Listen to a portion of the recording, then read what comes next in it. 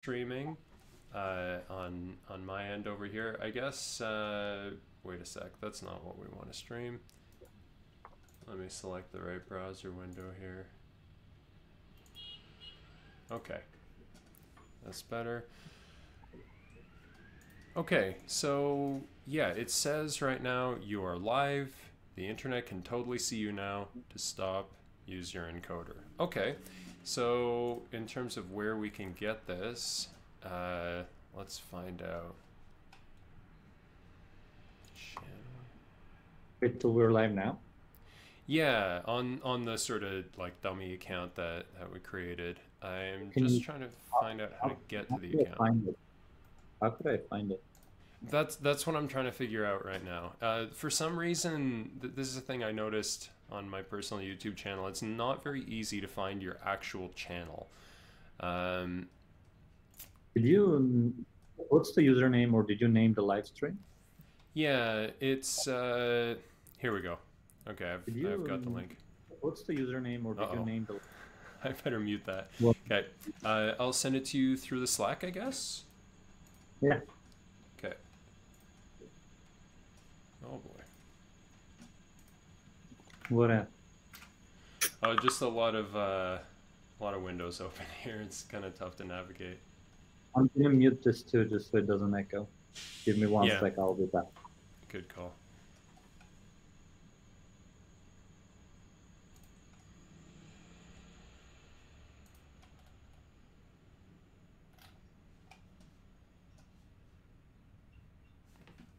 Okay, so looks like it's working. Uh-oh. Okay. Yeah, it looks like it's working. It looks like the process was relatively easy. Like it seems like it was pretty much the same as doing a Twitch or Facebook stream. So I guess that yeah, that should be really relatively straightforward.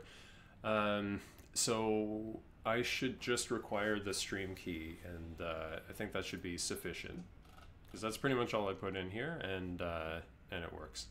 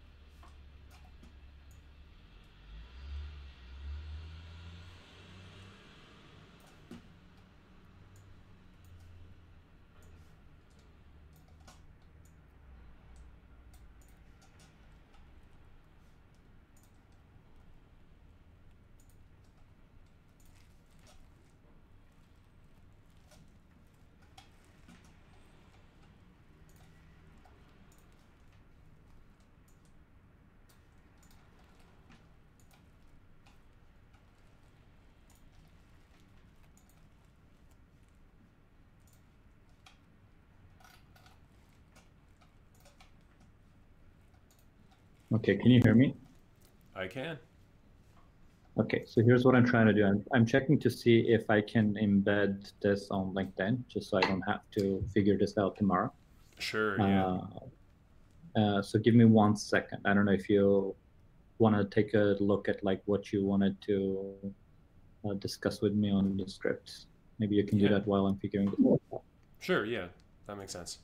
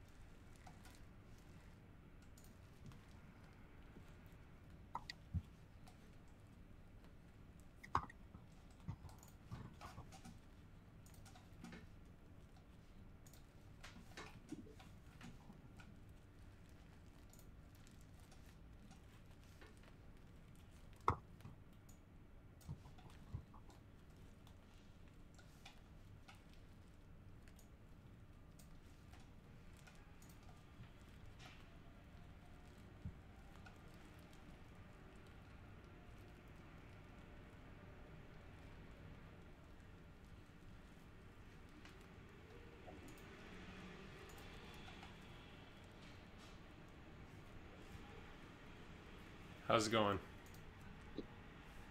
All good. I'm almost there. Okay. Let's see.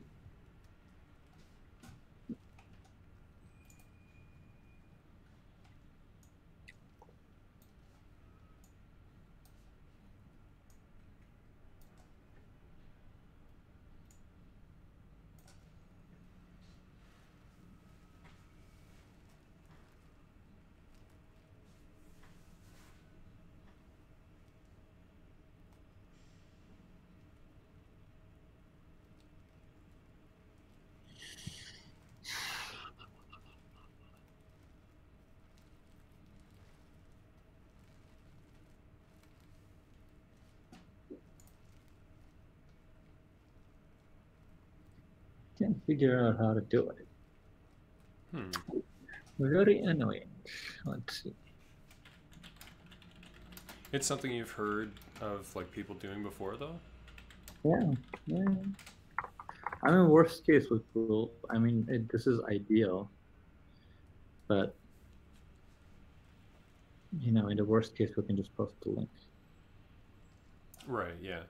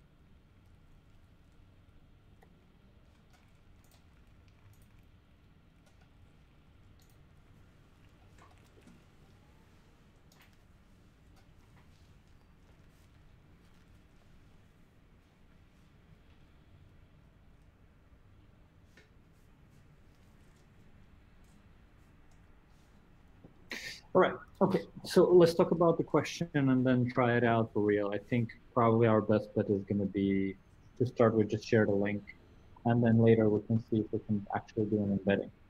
Okay. Sure thing. So one question I have, first of all, just in terms of the format, is do we plan on strictly following the script, or do we plan on interacting with chat? No, no, no. I don't know if you saw. I think I pinged you on what is it, like Slack or somewhere. I said like this is just a guideline to get on the same page of what I have in mind. But like Yeah. if we try to strictly follow it, that's not going to be a good idea. Oh, I didn't mean like word for word. I just mean like if someone were to pop into the chat and have a question or something like that, should we address it? Oh, I see what you mean. Yeah, we can address it. I mean, that's Okay. not super likely, but yeah, if someone popped into the chat and asked a question, we can definitely address it. Okay, so basically, we're going to be streaming it like from the Code Signal YouTube, right? Is the plan? Yeah. Well, wait, what did we say? Yeah, we said from Kutzman. I guess it does have about 1,000 subscribers, so people could pop in and start asking questions. Yeah, There's a possibility, yeah. So if that were to happen, it would appear on your end. Like I wouldn't be able to see that stuff because right now with my test stream happening, like I yeah, I can see the chat on the side over here. And actually, I'm noticing like how does the quality seem to you on the YouTube page? I'm looking at it and it looks a little grainy actually. it is right now, but initially it was pretty good. I'm just Hmm. gonna. Oh, okay. I was able to change the quality, so yeah. All right. It looks better. I can see the text. Actually, maybe it'd be wiser to make that a little bigger. Oh yeah, so from my side, once I changed it to the 1080, it got better. Yeah, yeah, the same with me. Okay, yeah. So basically, because of that, I guess since it would appear on your end, Hmm.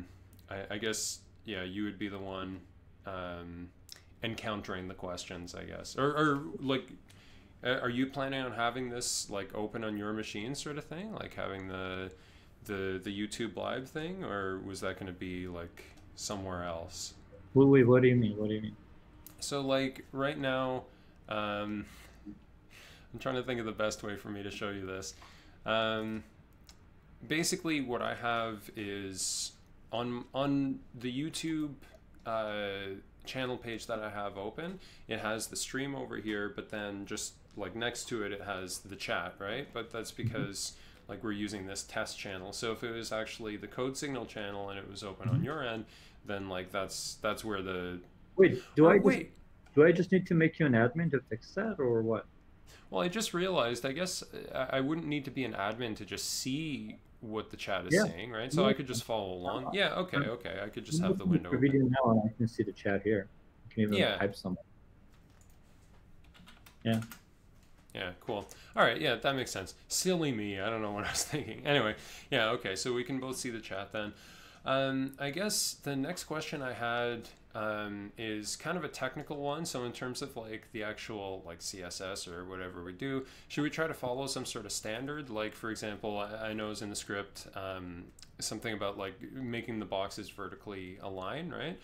So do we want to be like using Flexbox or something like that, or does it matter? Or... It doesn't really matter. I mean, the point here is not to sort of try to show them some amazing code. The point is to demonstrate the functionality of the site. Yeah. So Well, I just mean because that could be a point of discussion as well, right? Because there are a lot of ways that someone could end up passing the tests here, right? If it's just oh, based sure. on like the DOM, right? So That's a good point. Yeah, we can also talk about like how you could implement it in multiple different ways. And by the way, did you get Edward to change the question? Because the question still seems to be the same. oh yeah, I talked to him about it. I thought he said it was updated. Maybe it was the wrong one or the wrong version of it or Well, something maybe like he that. did it just from production because this is demo. Oh, okay. I don't know if he knew if you're talking about demo or production. I gotcha. Okay, so it's like a different set It, of tests then. it's a different environment. It's a different DB. It's a different server. So it's like deployed somewhere completely different. So it's like a different Gotcha. app, Yeah. except Right. it's Right. the same code but a different database. So yeah, just let him know that we need it updated on demo because we were running this up. Okay, will do. All right, Mhm. thanks for that. Yep. Um, I guess the only other thing I have to say regarding the script is like when I looked at the introduction, um, something about it I was a little bit uncomfortable with. Like, just, I think it was in particular the part where it says like the technology that comes with CodeSignal that enables our partner companies to measure developer skills. Like just the idea of me talking about the partner companies, I Yeah. felt less comfortable about that, I guess, since that's not really a part of the company that I have an interaction with, right? Yeah. Okay. So what's that? I mean, that's why I think feel free to change this introduction to your own words. But like whatever feels right. So like, I guess, yeah. What do you feel sort of more comfortable with, or what do you think sounds better? Well, that's a good question. First, I guess I should ask, like, who specifically uh, is this for, right? Like, this is for engineering team leads, sort of thing, who want to find the tools that'll allow them to better interview and screen candidates. That was sort of my understanding. It's for anybody who's trying to hire developers, right? So like it could be recruiters, it could be engineering managers. The live stream itself targets mostly engineers because recruiters would barely understand what's going on here, right? So Right. like an engineering manager who is thinking like, well, how do I evaluate a developer skill? Like a CTO who is thinking like, how would I assess a front-end engineer outside of their resume, Right. Yeah. right? Okay. Um, so in that sense, like, yeah, the partner companies thing there could maybe be misleading, but yeah, I gotcha. So in terms of the intro, like, basically, I guess in terms of the wording of this, it felt like um, maybe I shouldn't be the one doing the intro. Is kind of that was my initial feeling. What do you think about that? Sure, yeah, I could do the intro. That's fine. That works for you? Yeah, totally works for me. Okay, cool. I feel like it just might be better that way. Mhm. Um, but yeah, aside from that, like I think we're sort of on the same page here in terms of the script. So like introducing it, talking about the setup, getting the challenge into it. Sure, you cut out a little bit. Could you say that again? Oh yeah, sorry about that. Just in terms of the main points that we're going to go through in terms of the script. So like introducing what we're doing, talking about the setup, like the environment we're in right now, Mhm. choosing the actual task, talking about sort of like the consistency of the UI across different types of problems, actually attempting the problem, talking about like the tests and how they're measured and that sort of stuff, and yeah, I think that's the main thing, right? Was there anything else I missed there? Mm, Yeah, the image comparison part of it. That's the right. part I'm a little less familiar with. I talked a bit about it with Edward. So, um, what I wasn't aware of, I guess, the script you wrote helped kind of illuminate was the idea that it can be both of these things, right? Like that some of these would have the Selenium based evaluation, but then also an image comparison sort of on top of that as an extra layer. Am I understanding that correctly? Yeah, exactly. So like one of the test cases is usually like an image comparison where it just does like a heat map comparison of the image versus your output. Right. Okay. So it would just be thrown in like with the rest of these tests over here then. Yeah, exactly. It Okay. would be one of these tests that sort of lets you see an image. If you want to try a different question, I think if you try a different one, I can show you what that looks like. Can you swap out the question for something Yeah. else? Sure. So I just go to select task again, I guess. Eh. Yeah. Is there a way I can search for front end? Oh yeah, I can. Eh. So I guess freeform front end, is that what I want, or do I want just front end or user interface? Go to the library and pick a front end question, not a free-form front end, so sort of a Sure. front end. Yeah, that should. All But right. Let's no, do this. this one wouldn't have it. Can you try one that's not JavaScript? I think there's front end and UI. I think the UI one is what you want. Front Oh, end one, UI. Okay, sure. JavaScript, and the UI one simply just. Uh, Okay, how about this one? let's see. Let's run the test and see what it says. Oh, by the way, that note about like the preview, it's interesting because you mentioned that as being a limitation, but I thought that's actually a good thing, like that the preview isn't automatically updated when you change the JavaScript, just because like that could lead to some bad stuff happening, right? Sure, if you can spin it that way, go for it. Well, personally, I prefer it that way. Like I back in the day, I made a code editor where it was just no matter what you do, it live updates, and I definitely got into some trouble where I had like an alert and Right. couldn't regain access to the page. So yeah, I view it as a positive. Okay. Yeah. So this one doesn't have it either. But anyway, Okay. I think that as long as we know there is like an image comparison component to it too, we're good. All right, let's do it. We've got 15 minutes to go. I have another meeting. Let's just run through a dry run and see how it goes. Do you want to start with just an empty template? Because that's what we're going to start with. Oh, right. Yeah. Okay. So can I just empty the task? Is there a way to do that, or do I need to restart this thing? I think if you just sort of go there and say, pick a free form question, or like, Oh, okay. Sure. or like there is a create button there that you can just, I think that's right next to select a task. If you just close the select task window, there's like a custom task or something. Gotcha. Okay. Yeah. Cool. We'll just post that. Yeah. Or, Okay. So this is what it's going to look like initially, right? yeah. Okay. Shall we begin? Sure. Let me just take a quick look at the intro and we can get going.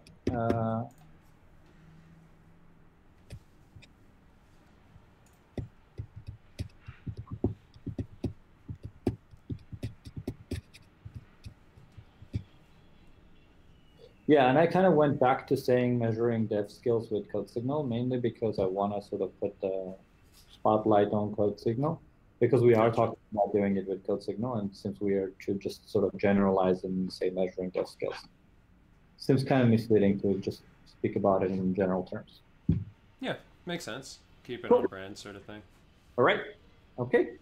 So do you have an option to say like 1, 2, 3, we're going live or something, just so we know when we're live?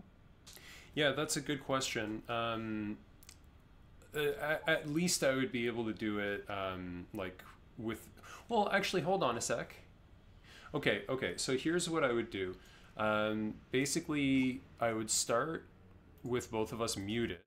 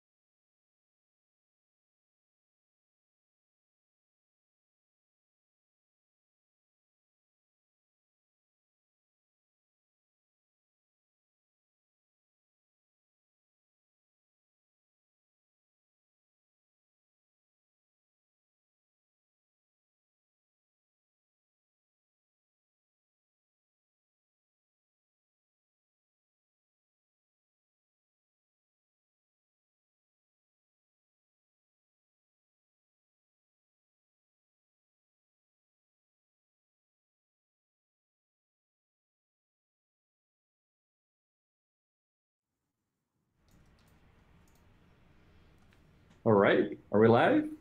We are live. Awesome. Hey, everybody, and welcome to the very first episode of Measuring Dev Skills with CodeSignal.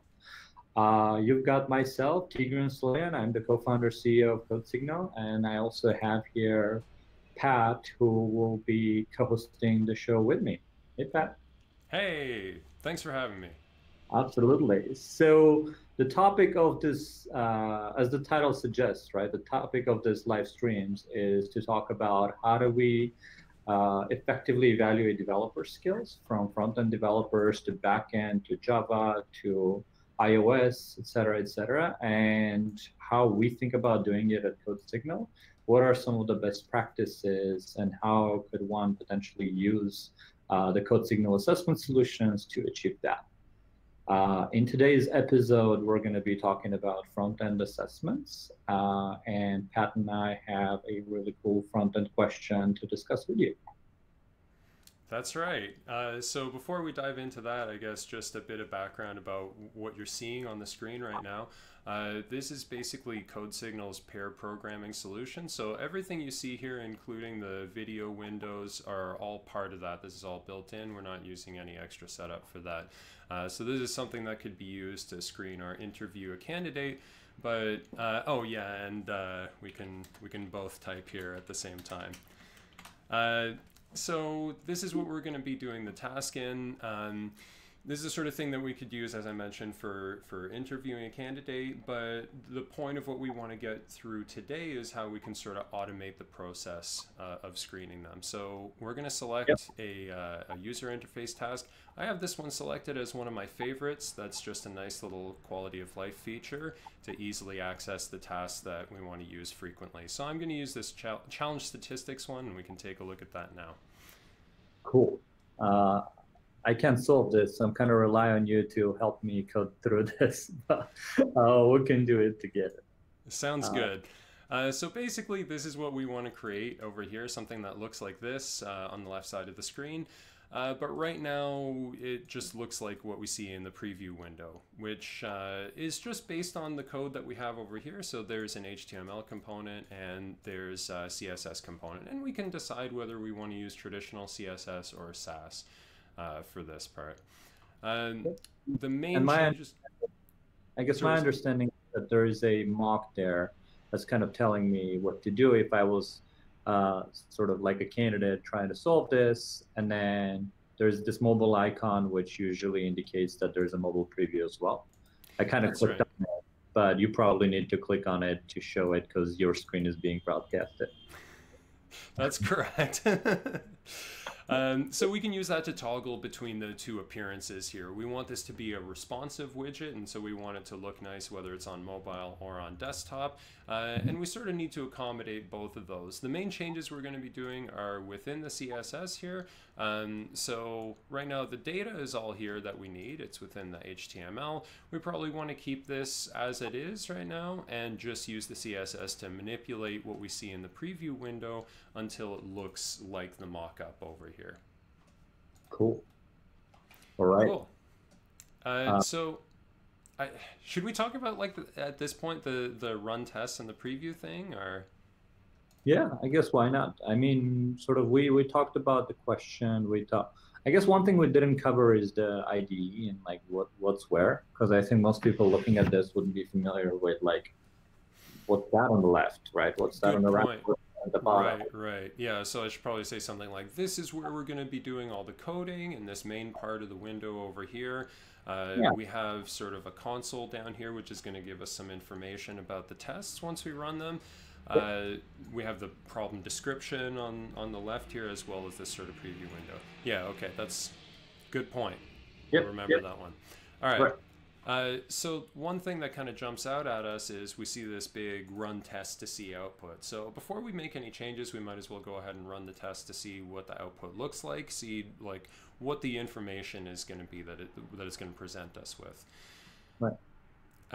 Maybe this would be a good opportunity for us to talk about like why it takes a long time for it to run the tests over here, or should we save that till later? Or no, I mean, you know, it actually appeared pretty instantly right here. So, but I guess as soon as you click run, you can kind of start talking about, instead of saying, well, it takes a long time, you can say something like, so when you click run, here's what happens in the background, right? So like it's kind of explaining what's going on in the background right now as it's sort of expecting the output. Should I mention the code runners, like the fact that this code is essentially being sent to a dedicated server that's running it, or? Oh, absolutely. This is with engineers, so get as technical as you'd like. Sure. Okay. Yeah. Sounds good.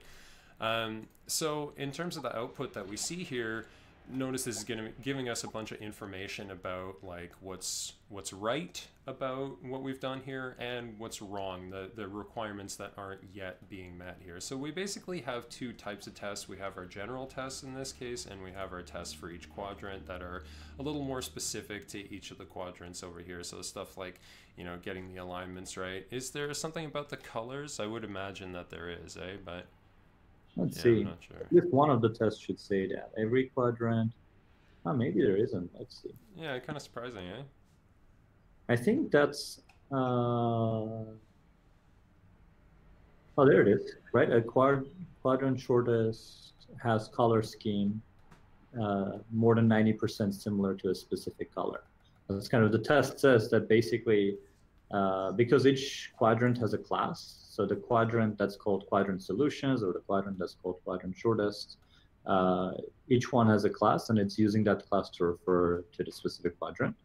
And one of the tests, some of the tests there, you can see that it expects This is actually kind of cool because it doesn't expect an exact match to the color. It Mm-hmm. expects a 90% match, like it's how close it is to that color, which is obviously nice because you don't want to waste your test taker's time trying to figure out like, oh my God, what's the exact hex code for this color? As long as they come close enough, it will count it as a correct solution. Right, those aren't sort of the nitpicky details that we're looking for here. It's mainly to get an idea if they can make something pretty close to this, right? Yeah, I'm curious if I can do it. Let's just see. I'm gonna take the quadrant shortest Mm-hmm. class, right? Let's see. If I go to the quadrant sort of shortest, can you go to the CSS tab just so you see what the hell I'm doing? Yeah. Oh, you're okay. And then let's just say background color. Uh, what is it expecting it to be? For Quadrant shortest. shortest, it's FF6545. Yep. So let's see. Maybe I also need to give it some sort of a height. But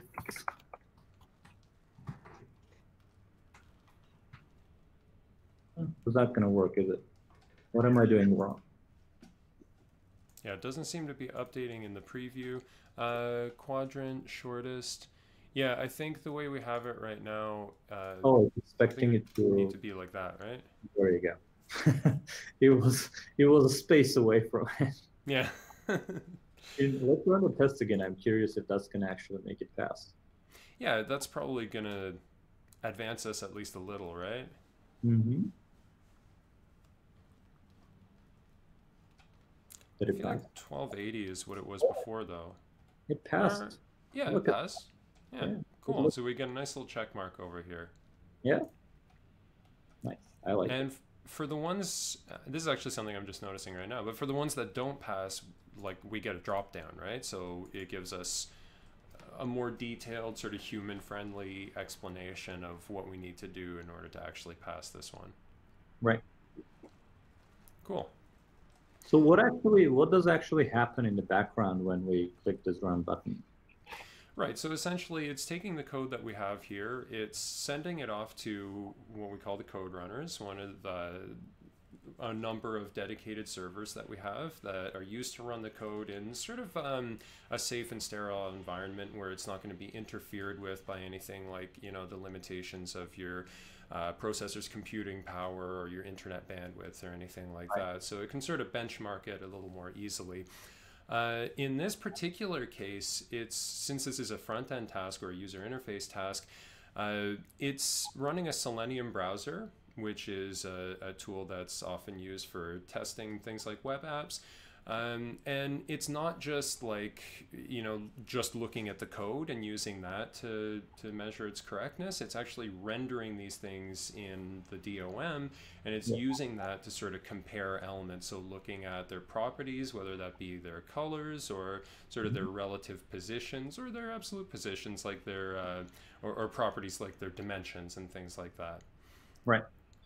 And I think this one doesn't seem to have a image comparison test included, but some of these questions can also include an image comparison test where it actually would kind of show you on a heat map how close your current solution is to the sort of final expected result. So like image comparison would be one of the test cases on top of uh, kind of like comparing the DOM alignment and spacing and things like that.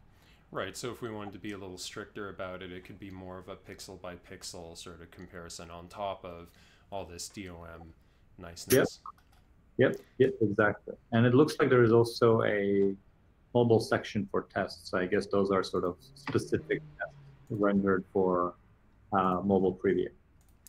Right, because we could have things like the color all correct, but I mean, since we want these to align differently and maybe be of different dimensions, actually, I'm not sure if they're different dimensions, but since we want them to be aligned differently on the mobile view for a nice responsive experience, we want to sort of consider both of these. And as you can see, I mean, we don't have any media queries or anything like that in our code right now, so it's appearing the same whether we look at it in mobile or our desktop view right now. Right, right. Sure, that makes sense.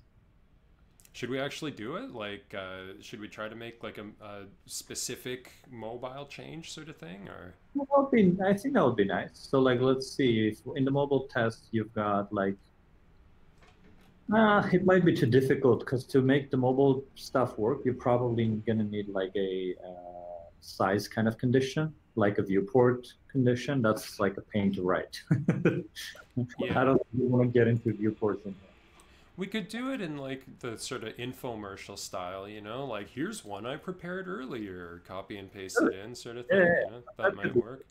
Yeah, I think it would be nice to make one of the mobile tests pass and one of the desktop tests pass, and I think making the one that I made pass is completely fine. Cool. And I suppose we could also demonstrate sort of like, you know, we could make like a little change to the color over here, make it just like a little bit off, and then run the test just to show that it doesn't have to be like exactly that color. Good point. I like it. Yeah. And I think sort of this is a good place for me to sort of somewhere in there, I'm going to jump in and say, you probably noticed this is we're running this type of a question and automated assessment in our interview solution, which is enabling you to sort of pair a program and talk to each other like this on a video call. But this same type of question, because it's auto-graded, can also be used in our testing solution, in which case we don't have anybody on the other side of the uh, on the other side, and you're not sort of doing any pair programming or coding, or nobody's watching you do it. You're just implementing it on your own, and it's getting auto-graded. And that's usually used when you're sort of introducing an assessment earlier in the process, rather than during like a phone screen or a live interview. Right, so that would be its real strength if you wanted to screen like a few hundred candidates or something like that and have an idea of their proficiency before bringing Exactly. anyone in for an interview, right? Okay, cool. Yeah, and even though this kind of automated assessment is also helpful when you're doing a phone screen or an on-site interview, mainly because you don't want to be debugging it in your head and trying to find out whether all the test cases passed or not. Rather than that, you can just focus on the conversation and figuring out what the person's main skills are. It's way more helpful when you're trying to do automated assessment because there's no other way. Like nobody's on the other line trying to check your solution. Right, so it's sort of free up your mind from having to think about the technical elements so you can focus more on things like the soft skills or whatever else you're looking for in the candidate. Yeah, exactly. Cool. All right, Awesome. well, is there anything else we should talk about here? Or? No, I think we should then wrap it up with like, that's it for today. Thanks for tuning in. Mm-hmm. And do you want me to do a wrap up, by the way? Sure. I mean, if you're doing the intro, the outro is Yeah, probably a good idea too. yeah, perfect. Well, thanks for tuning in. Next week, we'll be back next Wednesday with a different type of question. That one will be not too different from this. It will be more dynamic though. So on top of HTML and CSS, it will also be measuring a JavaScript and front-end JavaScript skills. So see you next week. And what do you usually say? You say something in the end. Remember to believe in yourself. Anything's possible. Yeah, I like it. Um, I don't know. I don't know if you want to go with that one or sort of a different ending that's sort of a better fit for this one, but we need an ending. Sure. Yeah, we'll think about it. Yeah. Okay. Great. It works. And timing is good. I got to run to my next meeting. I like it. So Okay, tomorrow cool. I'll try to be here at 9 a.m. Let's just try to go live at like 9:15. So just to kind of like a quick touch, and then we were live at 9:15. Okay, sounds good to me. Perfect. I like it. This is going to be fun. Okay, cool. Looking forward to it. See you. See ya See then. you. Bye.